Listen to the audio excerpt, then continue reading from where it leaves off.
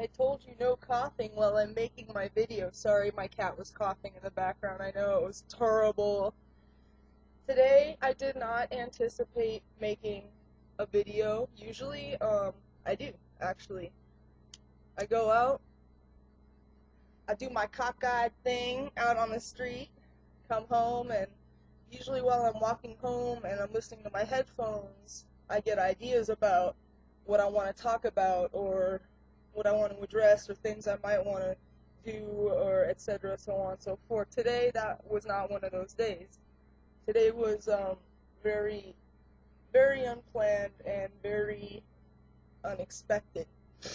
So I'm going to talk loud enough because I know that's a problem with this computer, and I hope someday that I have enough money to make it better. Actually, I hope someday I have enough money to open up my own radio station. That's really what I want to do. I want to be an AM radio host. You know, the fun stuff, like Adam Carolla. He's my idol. Anyways, like I said, it was very unexpected. But a lot of things are unexpected, I'm finding out in life, you know, like when you live and when you die. Um, I think I've expressed the fact that my mom and I don't get along, and I really level with Eminem because my mom and his mom were actually a lot alike. My mom was on pills for the better half of my life, a heavy smoker. Her name's Debbie. She's blonde, you know, and I had to kind of be there. I was more of the mom than she was, you know what I mean? And I guess she is in the hospital right now because she stopped breathing on her own, and they had to put her on a breathing machine.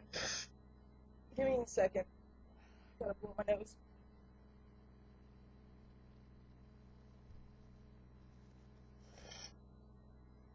So it's not like this doesn't bother me, because it bothers me completely.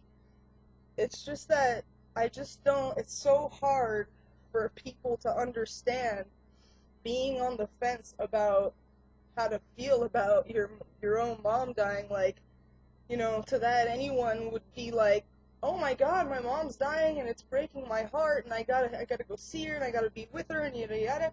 And that's why sometimes I feel like, yeah, Eminem might be the only person that might understand the way that I feel.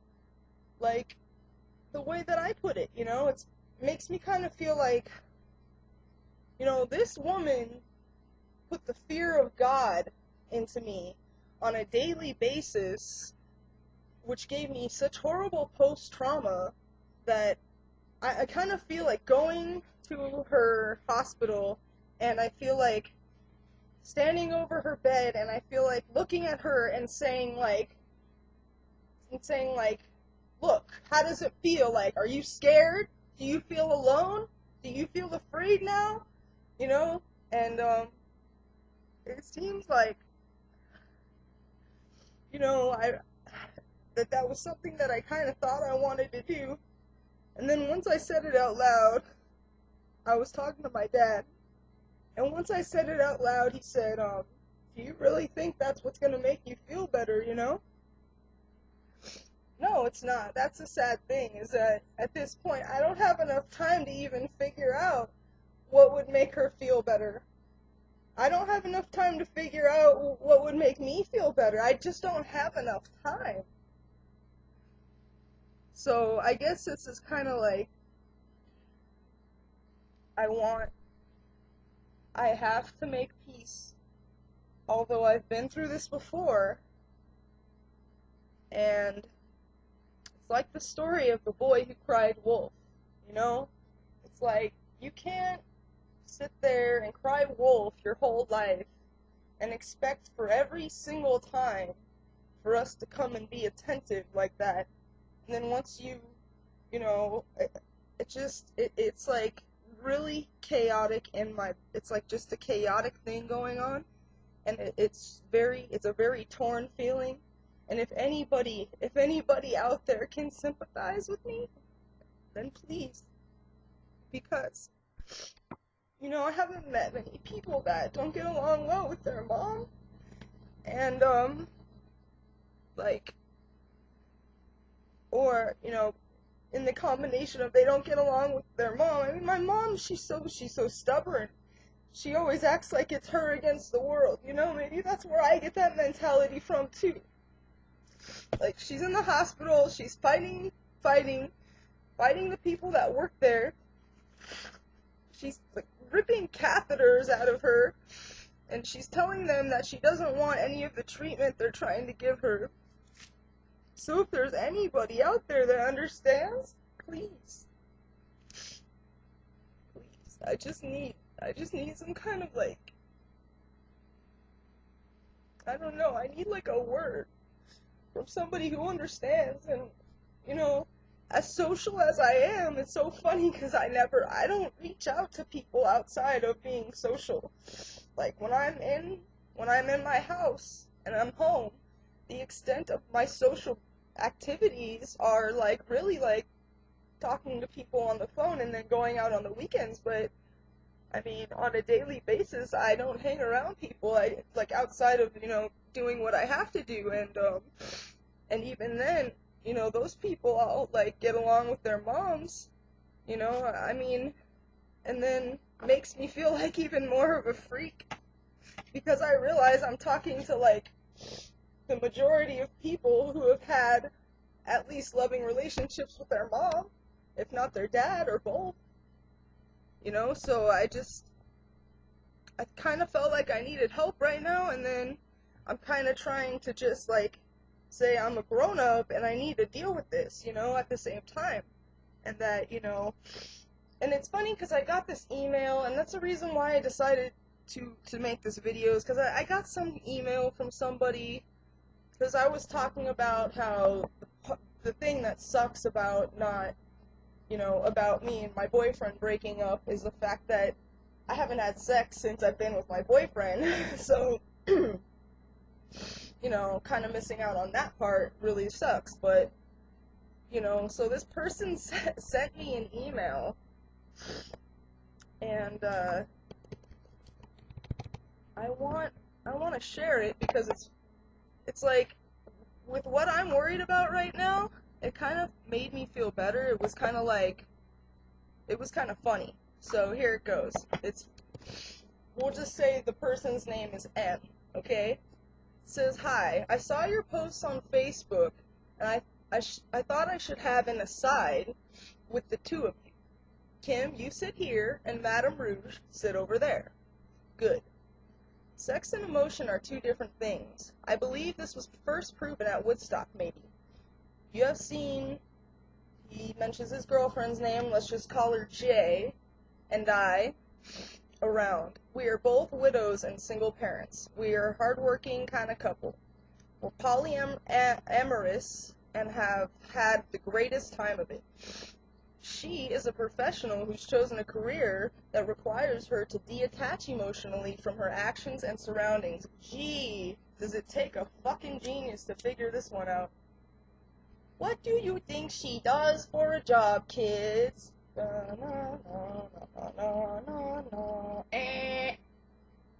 Okay, I'm just gonna keep going from there. She's chosen a career which requires her to detach emotionally from her actions and surroundings. I, too, as a veteran, can identify with the skill. This is a skill that all adults should master and exploit in the pursuit of a full life." Now, I'll get to the discrepancies within this when I'm done, but we can see where this is kind of heading, and then it kind of goes weird. You'll see. "You should go for it and use this experience as time to grow," because I had mentioned something about maybe hooking up with a chick, but I never have, but it wasn't never really that important to me. I mean, I never thought that there were people in this world who sees it as a skill and a trade that should be exploited. I mean, really? Seriously? Anyways, it says, as I identify with the skill, this is a skill that all adults should master and exploit in the pursuit of a full life. You should go for it and use this experience to grow. Seems as if your transition to another city is a built-in emergency button should things go awry. Now, that's the difference between how things seem and how things are, okay? We all know that things are so different from what they seem. First of all, how about the fact that I've lived in this city for 20 fucking years and nobody should live in the same city they were born in, especially if it's like AKA Salem's Lot, and I'm fucking growing old and cold here, dude. You got no clue. But you know what? I appreciate it. Let me finish. You let me finish. No, you let me finish. Okay. He says, being with another woman is not like picking up dog shit or one-toeing it into a cold pool, which I'd rather do both before I ate box, but whatever. Don't be a pussy about this. That's funny. Don't be a pussy about this. Get it? I get it. Commit to the idea, set a time, relax, and let your mind drift out behind the rest of you. If you don't, you might catch a case of what if. However, if you do, you will likely carry the memory fondly forever. Or I'll likely just be another bitch that How about this? How about this? I'd rather be, as it like, uniquely me, not having eaten anybody's box, than say, ooh, what if I would have eaten some bitch's box? I'm sure that what if isn't going to linger that long in my head, but if you think it will, and that makes you feel better, what if? And then he says, he goes on to say, you know, however, if you do, you likely carry the memory on forever. If I've overstepped a boundary, please forgive me as I suffer from Asperger's syndrome. Asperger's syndrome. Is that a real disease, or is he acting like really like you're an Asperger? Like, because there was this guy on the Greyhound bus, and he ate like 20 like of those White Castle sliders, and he was farting, and I was like, this is Asperger. So I wonder if that's what he's referring to. And don't always realize that I'm doing so. Please direct any complaints about my social behavior to my mate. And then he puts her name. And then he says LOL exclamation point. And then he says puff ... good luck. Well, I did not know my Facebook posts were a plea for help. Now, I really do appreciate the thought, though. It's pretty cool that you're thinking not only about Kim, but of Madame Rouge as well. But let me just say that I've been fine. And trust me, for me, this is fine. As fucked up as you might think I am, trust me, this is, like, good, okay? I have been fine in my life without having eaten box or having my box eaten by another girl. Like I said, I don't think that what if is gonna really be one that is as bad as the one that I'm facing right now. Like, what if I don't see my mom before she fucking dies, dude? Like, and I know you didn't know that, or any, you know, you didn't have prior, like, knowledge of, you know, bigger, harder decisions, but then it's like, where do you go off making the assumption that me moving with my dad, where he's getting a new job, is an escape button to not hook up with a chick, dude? Like, trust me, if I wanted to, I would just hook up with a chick. I ain't gotta go that far. I don't gotta run to California not to be with a girl. There's girls out there, right? I'm pretty sure there are. And I'm pretty sure there's gay girls. I hear there are gay girls in San Francisco. And I don't mean to be a dick or a bitch or whatever, but I did come on here for some reason. And, if I'm being a bitch, then whatever. I was watching Crank Yankers this morning, and I really thought to myself, man, I wish I could get 100 people to tell Jimmy Kimmel to let me yank his crank. Seriously, tell him. Just write him a letter, say, go on YouTube and go to his page and send him a little message and say, let Madame Rouge yank your crank. She'll do it good, yo. I got a good idea, but you can't know it unless it's gonna happen, so whatever. I think I had some shit that I wrote that I wanted to read because it makes me feel better. And this is my channel, you know, so you're never going to control what I do. You're never going to control what I do. Like people who are, like, obsessed with control. Yesterday, Tyra was on and she was being all weird like that. Like, the guy was talking about having sex with his pregnant wife, and he said he was afraid that if when he has sex with her that the baby might reach out and grab him. The baby might reach out and grab him. And so Tyra like paints this mental picture in your head. She's like, you really think that the baby's gonna be like, Daddy, no! Daddy, no! And she was being all weird yesterday, but you know, like I said, when you're rich and you're weird, it's quirky, and you know, when you're poor and you're weird, it's put her in a fucking white box and close the door. So don't tell anybody that I'm weird, okay? Don't let anyone know, because it's a secret. It's a really, really big secret, actually.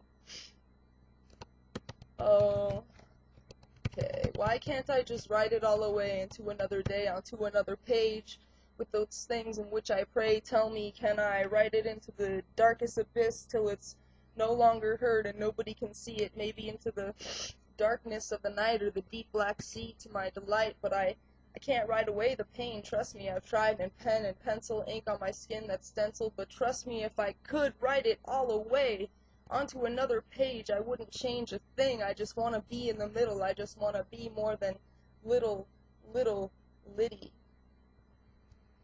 If I could write away the memory of your soul, it would have been so peaceful. I take the chaotic. Where's my Seroquel, my Klonopin? Where's my life that I hear I should be living? I want to write it on to another page. Same story, different stage, different time, and P.S. it'll be mine. I just can't settle for eraser marks with no replacing words. I just can't settle for whiteouts or blackouts that get rid of our words. We're losing our words. We're losing touch. Words we're losing. Drugs we're using. And did I choose these words? Word? Word.